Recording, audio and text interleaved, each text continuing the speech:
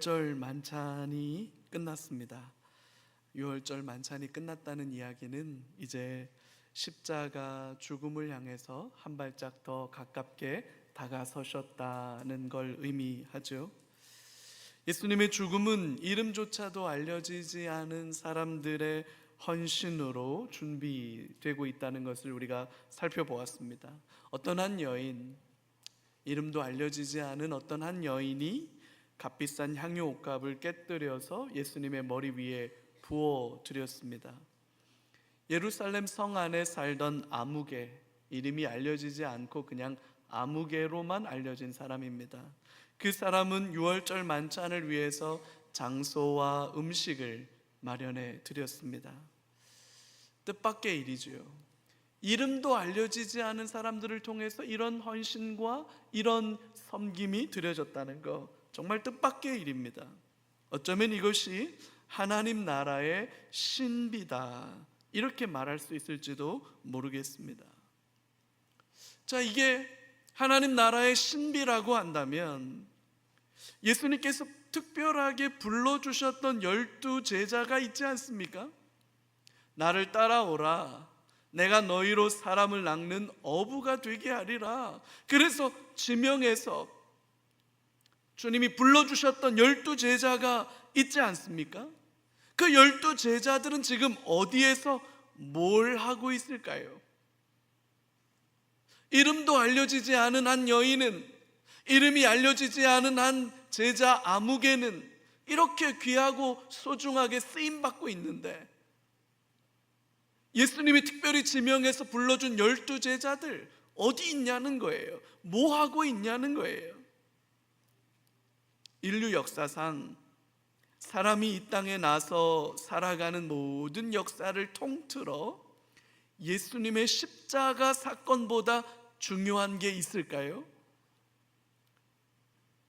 사람이 나고 자라서 만들어진 인류 역사 속에 예수가 십자가에 달려 죽으신 이 사건보다 더 중요하고 더 복되고 특별한 일이 없을진데, 예수님이 불러주셨던 그 12 제자는 지금 어디 있냐는 겁니다. 뭐 하고 있냐는 겁니다. 제자들 입장에서는 너희 중 하나가 나를 팔 거다라고 말씀하셨던 유월절 만찬장에서 예수님의 말씀이 마음에 걸렸겠죠. 누가 예수님을 판다고 그러시는 거지? 도대체 누가 그런 못된 짓을 하는 거야? 나는 아니야. 나는 절대로 아니야. 다들 이런 생각으로 마음이 복잡하지 않았겠습니까?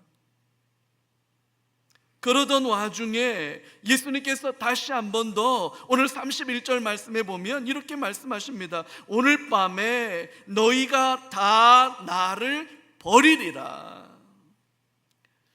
오늘 밤에 너희가 다 나를 버릴 거다. 또 한 번 충격적인 말씀을 하시는 거죠. 연거푸 제자들을 향해 예수님을 버리고 배신하고 떠날 것을 말씀하고 계신다는 것을 눈여겨봐야 됩니다.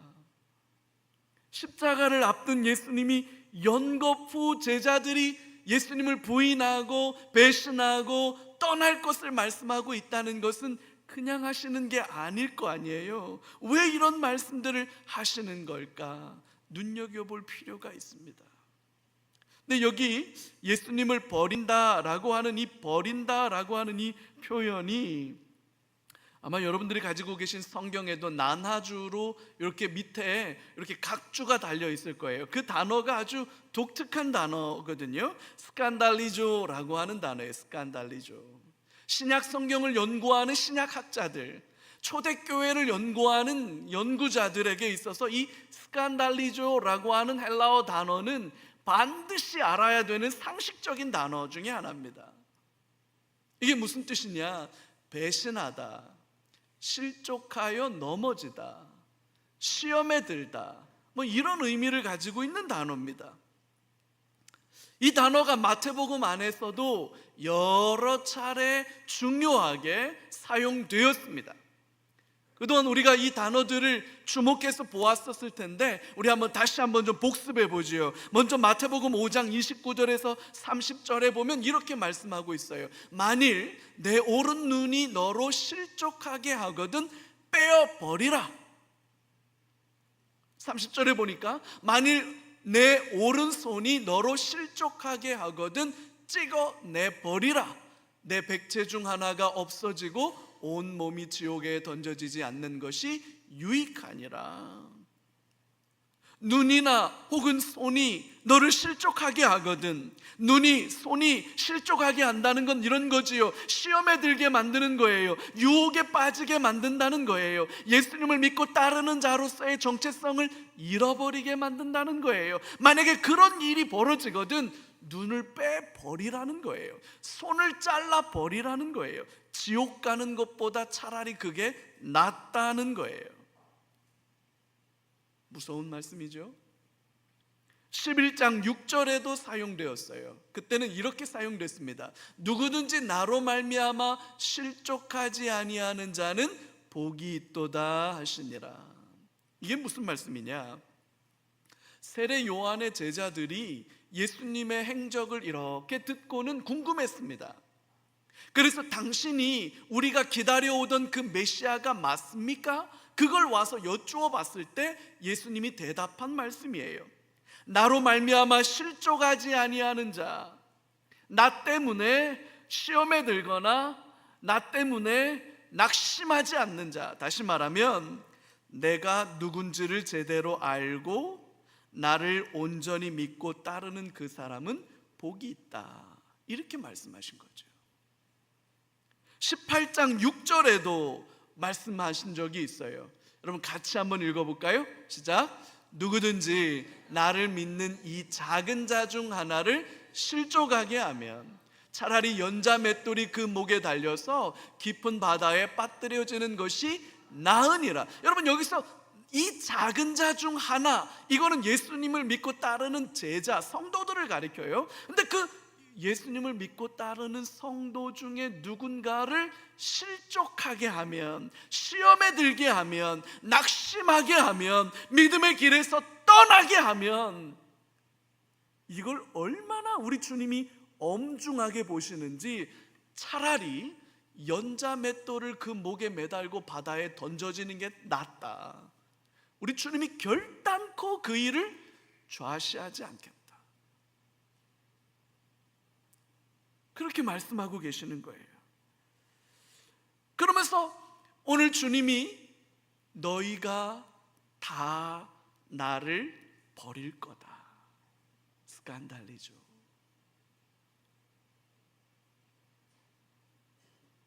배신하고 부인하고 떠난다고 말하니까 이 말을 들은 베드로가 조금 마음이 불편했던 것 같아요. 그래서 오늘 본문 33절과 같이 대답을 합니다. 여러분 베드로의 감정을 이입해서 우리가 메소드 연기를 좀 한번 해보죠. 33절 같이 읽어요. 베드로가 대답하여 이르되,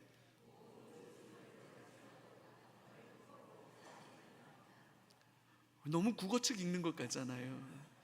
모두가 주를 버릴지라도 나는 결코 버리지 않을 겁니다. 베드로지요? 나야 베드로입니다.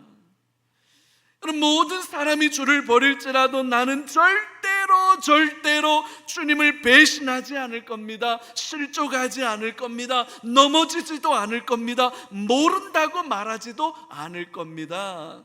이렇게 말했는데 사실 이 헬라어 원문으로 보면 우리말 뉘앙스에서는 못 살렸는데요, 굉장히 강하게 부정한 거예요. 절대로 그런 일은 없을 거라고.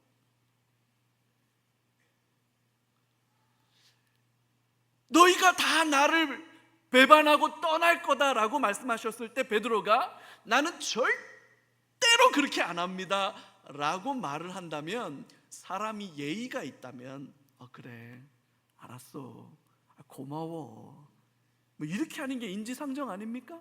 근데 여러분 예수님이 표정 하나가 안 바뀌어요. 나는 절대로 주님 안 버릴 겁니다. 스칸달리죠. 그렇게 말했는데 주님은 표정 하나 안 바꾸시면서 이번에는 베드로를 콕 집어서 34절에 말씀을 해요. 여러분 같이 한번 읽어요. 예수께서 이르시되 내가 진실로 내게 이르노니 오늘 밤 닭 울기 전에 내가 3번 나를 부인하리라.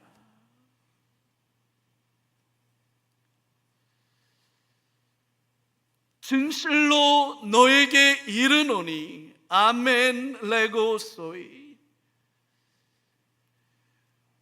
아멘 레고소이. 이 아멘이라는 말, 진실로 너에게 말한다, 이 말씀은요, 예수님께서 당신의 인격과 당신의 삶을 몽땅 갈아 넣어서 너무나도 중요한 말씀을 하실 때 사용하시는 대표적인 표현입니다. 아멘 레고소이. 너는 오늘 이 밤이 다 지나가기도 전에, 이걸 닭 울기 전에 라고 하는 거예요. 닭이 울면 새벽이 오는 거잖아요. 그러니까 오늘 이 밤이 다 지나기도 전에 3번 부인할 거다. 이 3번이란 숫자가 중요하죠. 3은 완전수잖아요. 그러니까 이 말씀은 무슨 뜻이냐, 오늘 이 밤이 지나가기도 전에 너는 나를 모른다고, 나와 아무런 관련이 없다고 완벽하게, 확실하게, 철저하게 부인할 거다. 이렇게 말씀하신 거예요. 야, 면전에다 대고 절대로 나는 안 그럴 겁니다 이랬던 베드로 앞에서 면전에다 대고 너는 오늘 닭이 울기 전에 3번이나 나를 부인할 거야, 이렇게 말씀하신다면, 야, 베드로의 자존심에 얼마나 기스가 많이 날까요? 베드로가 얼마나 참담하게 느낄까요, 이 말을. 베드로는 참을 수 없는 안타까움을 느껴서 한 번 더 힘을 줘서 대답을 합니다. 그게 35절이에요. 여러분, 한 번 더 기회를 드릴 테니까 충분히 감정을 실어서 한 번 더 베드로의 언어로 한번 같이 고백해 볼까요? 시작. 베드로가 이르되 내가 주와 함께 죽을지언정 주를 부인하지 않겠나이다 하고 모든 제자도 그와 같이 말하니라. 자기의 목숨을 겁니다. 목에 칼이 들어와도, 아이고 나는 목에 칼이 들어와도, 뭐 우리가 흔히 쓰는 말 아닙니까? 내가 죽으면 죽었지, 아싸리한 거. 베드로죠, 우리 베드로. 나야 베드로. 나 베드로 너무 좋아해요. 이래서 베드로가 난 좋아. 바울은 좀 힘들어요. 막 나의 달려갈 길과 막 이러면 막 힘들어. 어머, 너무 난 그렇게 못할 것 같아가지고. 근데 베드로는 막 너무 좋아. 막 이래놓고 뒤에 보면 너무 참담하거든요. 그냥 딱 나 같아, 우리 같아. 너무 좋아. 내가 죽을지라도, 내가 죽으면 죽었지 주님을 부인하지는 않을 거라고 베드로가 말해요. 그랬더니 다른 제자들도 베드로의 말에 맞장구를 칩니다. 아마 베드로가 제자들을 대표해서 말했을 거고 제자들을 대변하고 있다고 보는 게 맞을 거예요. 여러분, 이거 베드로의 진심이었을 겁니다. 아니, 어쩌면 베드로의 간절한 바램이자 결단이었을지도 모르겠어요. 베드로의 진정성을 의심할 필요는 없을 겁니다. 그러나 여러분, 결과는 어떻게 되었습니까? 69절이에요. 69절로 가니까, 아직 26장은 끝나지도 않았는데 69절로 가니까 한 여종이 베드로에게 나와서 베드로에게 물어봅니다. 아니, 당신도 갈릴리 사람 예수와 함께 있었던 걸 내가 본 것 같은데 맞지 않나요? 지금 예수님은 체포되어서 가야바, 대제사장 가야바의 집에 끌려가서 신문을 닫고 있는데 베드로가 몰래 가서 그 장면을 보고 있었거든요. 근데 그 여종 중에 하나가 나와서 베드로에게 당신도 갈릴리 사람 예수와 함께 있었던 것을 본 것 같은데 맞지 않습니까? 라고 베드로에게 물어봐요. 그랬더니 베드로가 70절 같이 대답합니다. 같이 읽어요. 베드로가 모든 사람 앞에서 부인하여 이르되 나는 내가 무슨 말을 하는지 알지 못하겠노라 하며. 아니라는 거예요. 난 네가 무슨 말 하는지 모르겠다. 뭐래? 왜 생사람 잡아?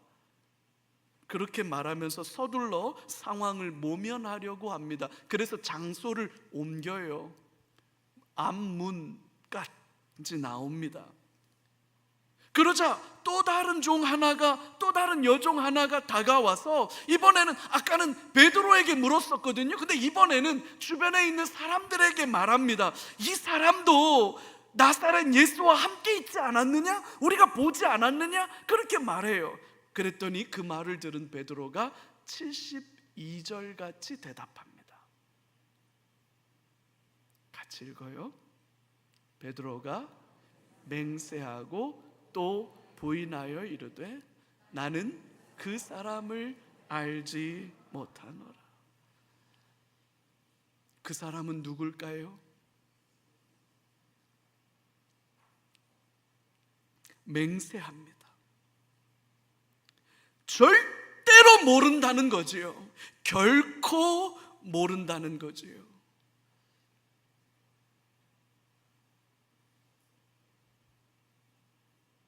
난 예수가 누군지도 몰라. 난 저 사람 처음 봐. 뭐래? 내가 왜 저 사람과 알아? 난 몰라. 맹세하며 대답합니다. 그러자 좀 더 시간이 지난 뒤에 주변에 있던 사람들이 베드로에게 하나둘 모여듭니다. 그리고는 그 모여든 사람들이 베드로에게 추궁하듯이 물어요. 당신 말투를 보아하니까 갈릴리 사람 아닙니까? 딱 보니까 갈릴리 사람 아닙니까? 사투리가 딱 갈릴리인데 네 말투 아이가? 네 갈릴리 아이가? 말투가 갈릴리 아이가? 네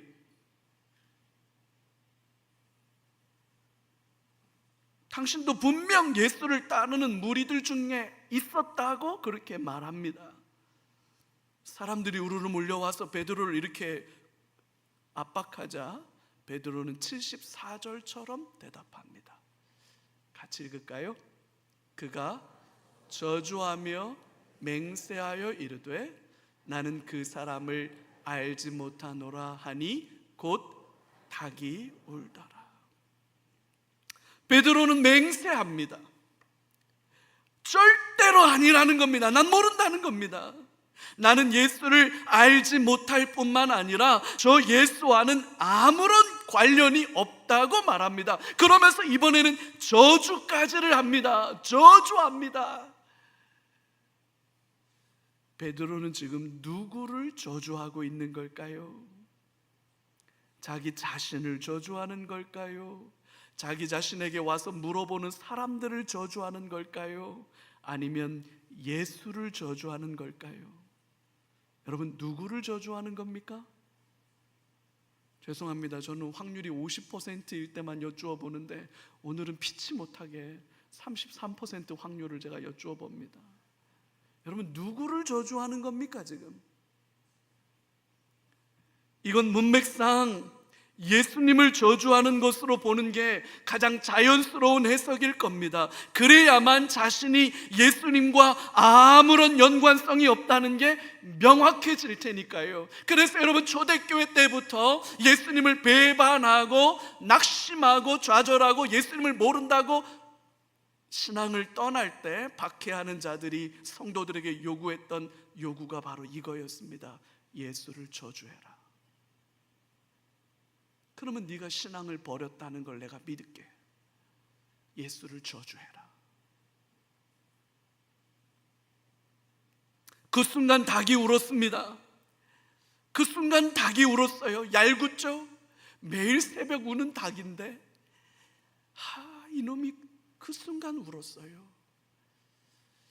정신이 번쩍 들었겠지요. 예수님이 하셨던 말씀이 생각이 났을 테니까요. 대제사장 가야바의 집을 뛰쳐나왔어요. 참을 수 없는 비참함에 통곡하지 않을 수가 없었어요. 너무너무 괴로워서. 여러분, 아마 이런 거 알려준 사람 한 명도 없을 텐데, 마태복음에 베드로가 기록된 마지막 순간입니다. 마태복음에 앞으로 다시는 베드로가 등장하지 않아요.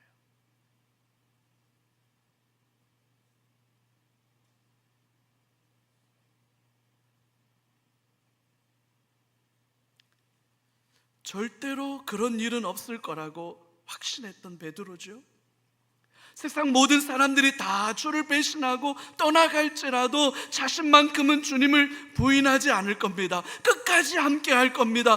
죽더라도 주님과 함께 죽을 겁니다. 그렇게 큰 소리 치던 베드로, 그 베드로는 이제 아무 말도 할 수 없는 사람이 되어버린 거예요.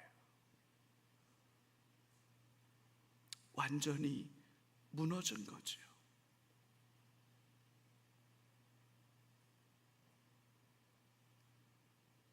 근데 여러분, 한번 여기서 생각해 봅시다. 여러분, 이게 무슨 자랑입니까? 이게 무슨 잘한 일이에요? 이게 무슨 자랑이라도 되는 것처럼 왜 이 창피한 일을 성경에 기록해 놓은 걸까요? 이거 요즘 아이들 말로는 이거 박제한다고 그래요. 박제되었어요. 이 장면이 그대로 성경에 기록되어 있었어요. 이게 뭐 자랑이라고? 이게 성경에 기록되었나? 유월절 만찬 때부터 예수님은 제자들을 향해서 너희 중 한 사람이 나를 팔 거다. 오늘 밤 너희 전부가 다 나를 버릴 거다. 나를 떠날 거다. 그런 말씀을 반복해서 하셨죠. 여러분, 그래서 예수님 원하시는 대로 됐으니까 좋아요? 아니, 바라신 대로 돼서 마음에 드세요, 주님? 이게 뭐 자랑이라고 이걸 성경에 기록해 놓았지? 이게 뭐 잘한 일이라고?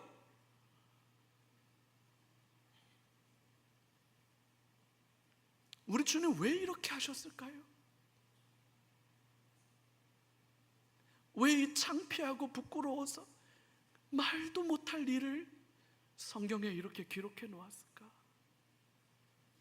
나를 따라오라. 내가 너희로 사람을 낚는 어부가 되게 하리라. 콕 집어 불러주셨잖아요. 콕콕 집어서.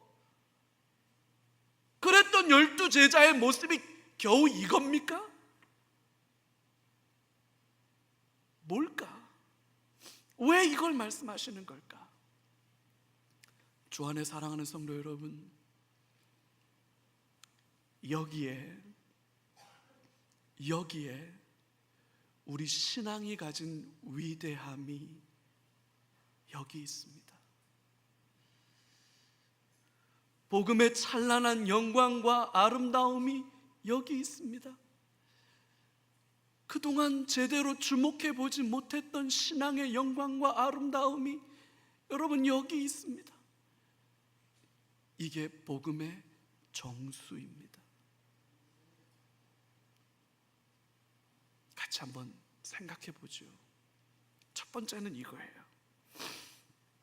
여러분, 우리의 자랑은 강함이 아니라는 거예요. 세상은 힘을 숭배합니다. 강함을 추구하죠. 그래서 평화와 안전은 구걸하는 게 아니라 강력한 힘으로 지켜내야 한다는 것이 역사 안에서 입증된 사실 아닙니까? 그래서 강함을 추구해요. 힘을 추구합니다. 세상이 악하기 때문이죠. 하지만 성도의 삶은 다릅니다. 십자가를 앞에 두고 한없이 작아질 수밖에 없는 제자들의 약함을 주님이 말씀하셨어요. 그때 베드로는 뭐라고 말했습니까? 목숨을 걸고 절대로 그런 일은 없을 거라고 말합니다. 이때까지만 해도 베드로는 장담했을 거예요. 거침이 없었고요, 자기 자신에 대한 확신이 분명했습니다. 근데 여러분, 정말로 그렇습니까? 정말로 베드로는 자기가 생각하는 것만큼 그렇게 강하고 그렇게 온전했습니까?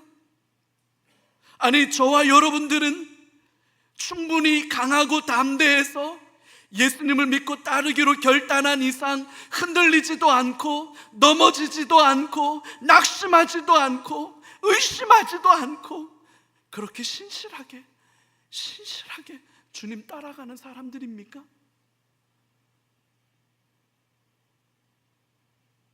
저는 그렇지를 못해요. 저는 그렇지를 못합니다. 간혹 자기 자신에 대한 분명한 확신을 가진, 너무나도 강한 자기 확신을 가진 사람들을 만날 때가 있어요.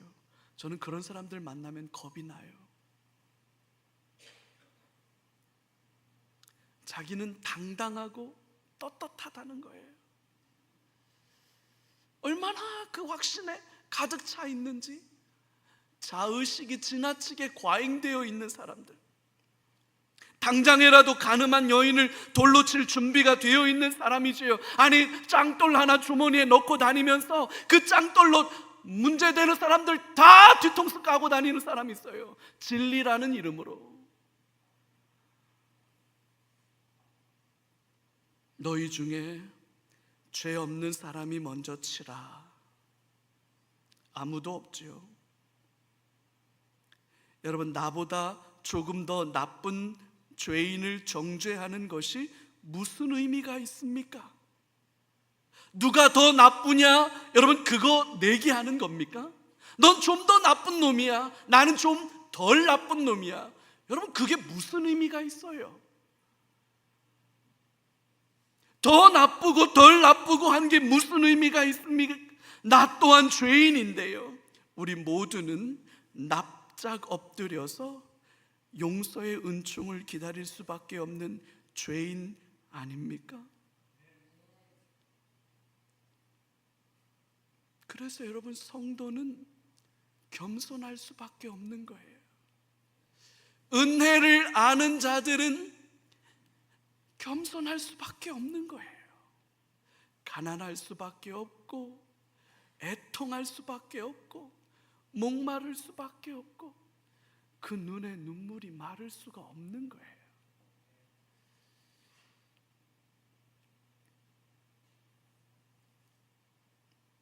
세상 무서울 것 없이 당당한 자신감으로 사는 사람은 사실은 아무것도 모르는 애송이일 뿐이죠.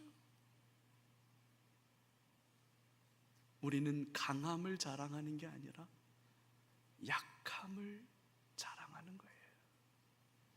두 번째로, 무너져야만 다시 일어날 수 있다는 거예요. 기독교 신앙의 가장 역설적인 진리가 여기에 있습니다. 여러분, 잘 들어보세요. 자신이 비참한 죄인이라는 것을 발견하지 못한 사람, 자신이 얼마나 비참한 죄인인지를 깨닫지 못한 사람은 다함없는 무조건적인 하나님의 사랑, 십자가의 은혜도 체험할 수 없는 겁니다. 죄인이 아닌데 죄로부터 구원받는 일이 놀라울 이유가 없죠. 깊은 죄성을 발견하지 않은 사람들에게 있어서 기독교는 그저 윤리와 도덕이에요. 그래서 늘 윤리적인 얘기들만 해요. 도덕적인 얘기들만 해요. 성공을 위해서, 마음의 안정을 위해서 하나의 마음 공부, 수양일 뿐이에요. 인간관계일 뿐이지요.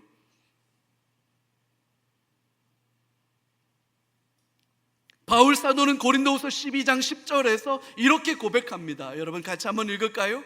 그러므로 내가 그리스도를 위하여 약한 것들과 능욕과 궁핍과 박해와 곤고를 기뻐하노니 이는 내가 약한 그때에 강함이라. 할렐루야. 내가 약한 그때에 강함이다. 여러분, 이것이 기독교 신앙의 위대함이고 복음의 본질이에요. 우리 예수님은 십자가에 달려 피 흘려 주셨는데 너희를 위하여 흘리는 바 나의 피 곧 언약의 피니라. 이것을 먹고 마시면 나를 기념하라. 그 십자가가 잘난 사람들을 위해서 그렇게 하신 게 아닙니다. 약한 자, 넘어진 자, 포기한 자, 무너진 자, 실패한 자, 의심하는 자, 그들을 위해서 예수님은 십자가에 달려 죽으신 거예요.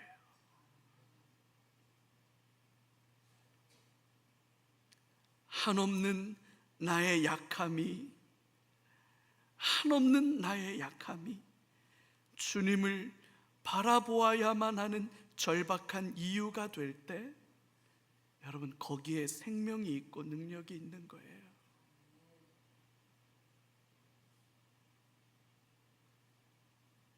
나는 안 되는구나.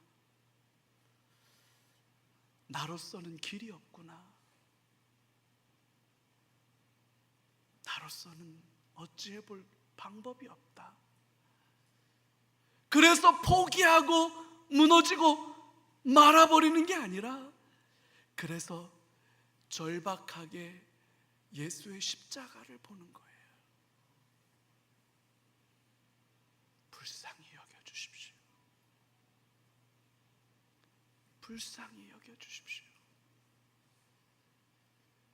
여러분, 기독교 신앙 복음의 정수가 이겁니다.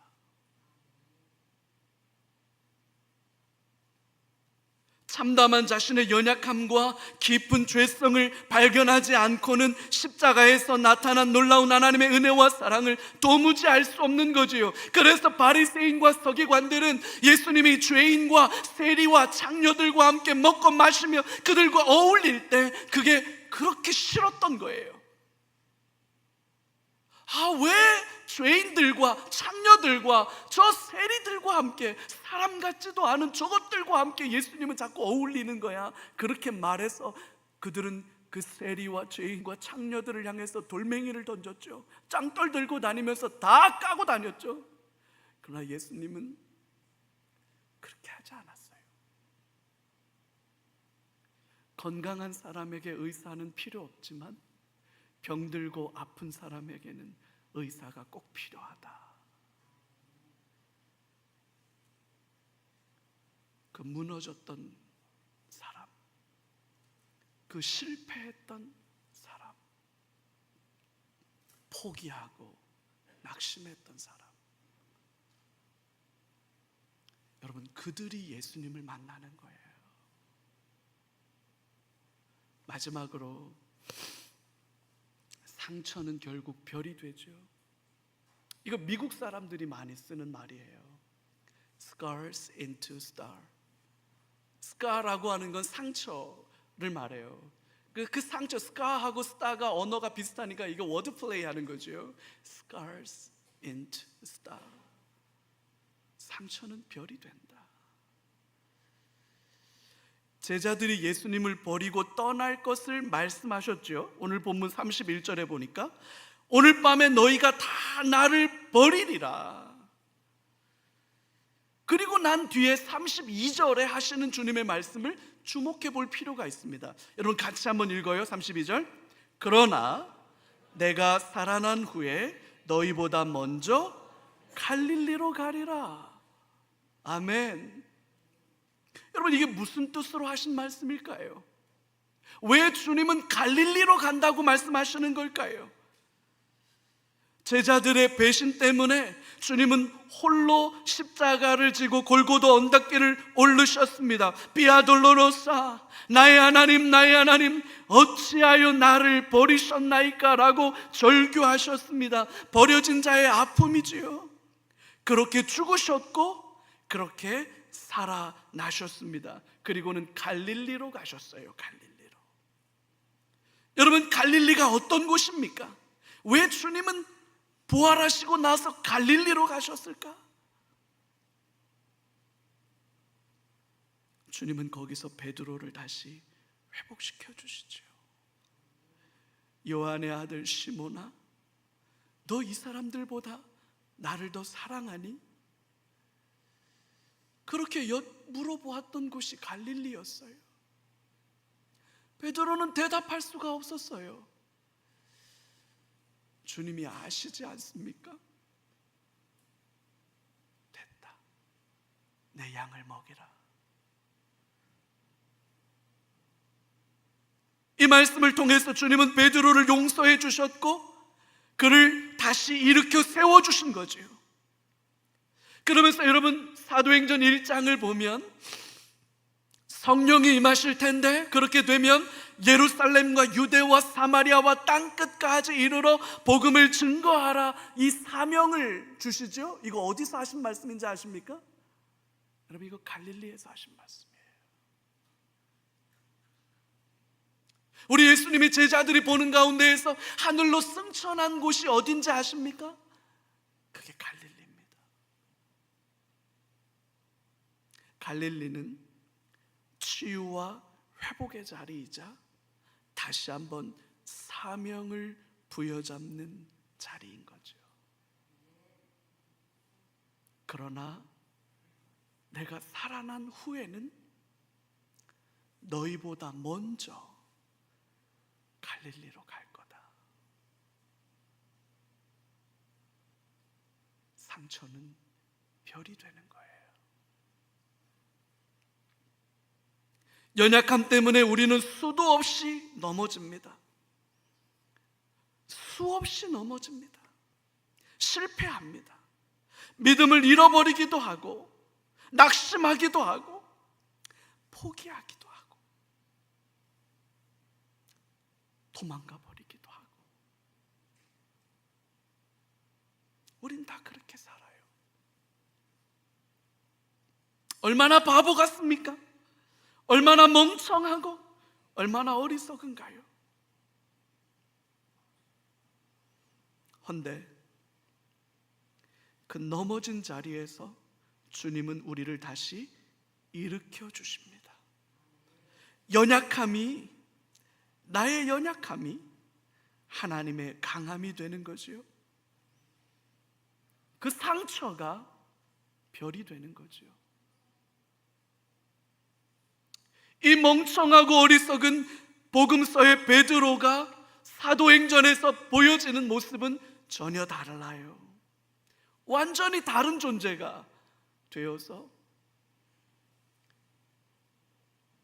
끝까지 복음을 위해서 죽음을 두려워하지 않고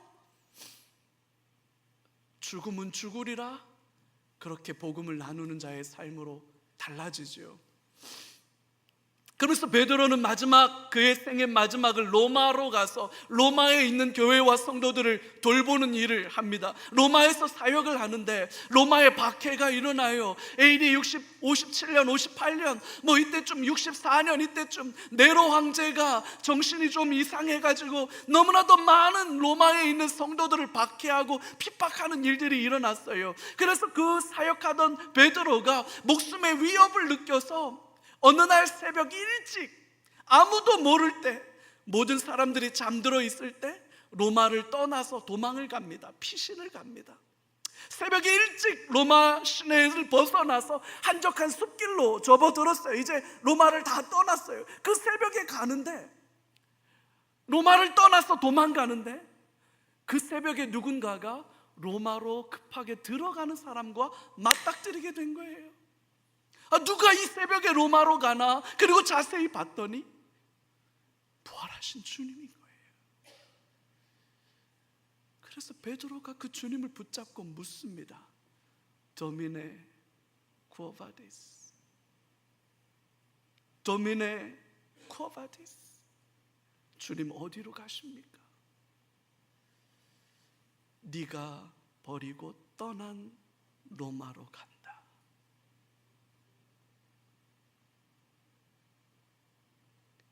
그 말을 듣고 베드로는 도망가던 길에서 돌이켜 다시 로마로 갑니다. 그리고 로마에 가서 순교당합니다. 순교당할 때 가장 참혹한 형벌인 십자가형이 언고돼서 죽는데, 베드로가 형을 집행하는 형리에게 부탁을 합니다. 내가 뭐라고 내 주님이 죽으신 것처럼 난 그렇게 죽을 수 없다. 내가 무엇이 간데 내 주님과 똑같이 죽을 수 있느냐? 나를 거꾸로 매달라 달라. 그래서 베드로는 십자가에 거꾸로 매달려 순교합니다. 지금도 로마에 가보면 그 바티칸 시국의 성 베드로 성당, 그 시스티나 성당 벽에 이 그림이 있어요. 도미네 쿠바디스. 주님 어디로 가십니까?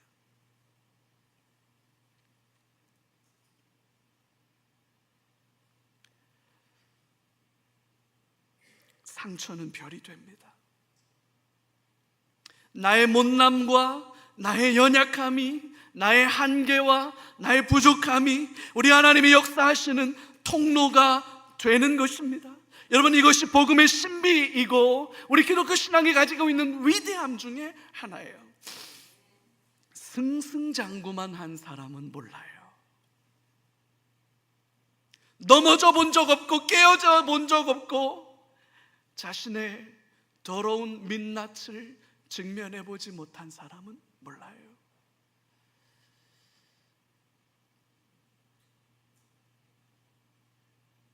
주 안에 사랑하는 성도 여러분, 우리는 우리가 생각하는 것만큼 그렇게 강하지 않아요. 우리는 그렇게 대단하지 않아요. 그래서 주님 앞에 엎드리는 거예요. 주님, 불쌍히 여겨주세요. 주님, 나의 도움과 나의 힘과 나의 의지가 되어주세요. 주님, 나를 버리지 말아주세요. 그래서 성도는 겸손할 수밖에 없어요. 어떻게 교만해질 수가 있어요? 뭐가 있다고 교만해져요? 그래서 가난한 거예요. 그래서 늘 애통한 거예요. 그래서 늘 목마른 거예요. 그래서 주 없이는 살 수 없다고 말하는 거예요.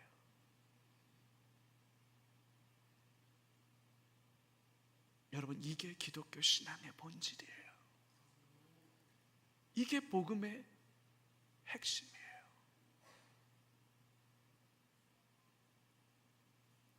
이 은혜를 붙드는 저와 여러분들 되시기를 주님의 이름으로 축복합니다.